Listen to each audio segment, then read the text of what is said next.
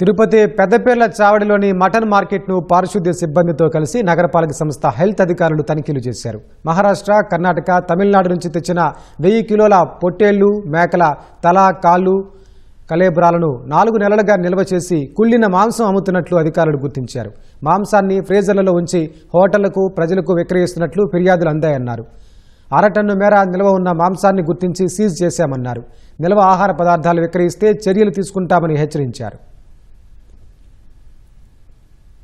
Mutton మార్కెట్లో ఇట్లా చెడిపోయిన పొట్టేలు, మేకకు సంబంధించిన కాలు, తలకాయ, కలేబరాలు అమ్ముతున్నట్టుగా మనకి ఇంటిమేషన్ రావడం, మున్సిపల్ శానిటేషన్ విభాగం అందరితో కూడా ఇన్స్పెక్షన్ రావడం జరిగింది. పీపీ చౌడి దగ్గర ఫ్రీజర్ కంపార్ట్మెంట్ లో కొన్ని నెలల నుంచి చెడిపోయిన మేక తలలు, కొన్ని వందల సంఖ్యలో తలలు అయితేనేమి, చెడిపోయిన కలేబరాలు మొత్తం టోటల్ గా మనకి కాళ్ళు, పొట్టేలకు సంబంధించిన కాళ్ళు, మేకకు సంబంధించిన కాళ్ళు అన్ని కూడా పూర్తిగా చెడిపోయి వాసన వచ్చే పరిస్థితి.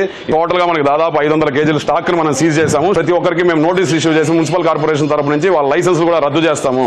ఇది హెచ్చరికగా తీసుకోవాలి ప్రతి ఒక్కరు కూడా.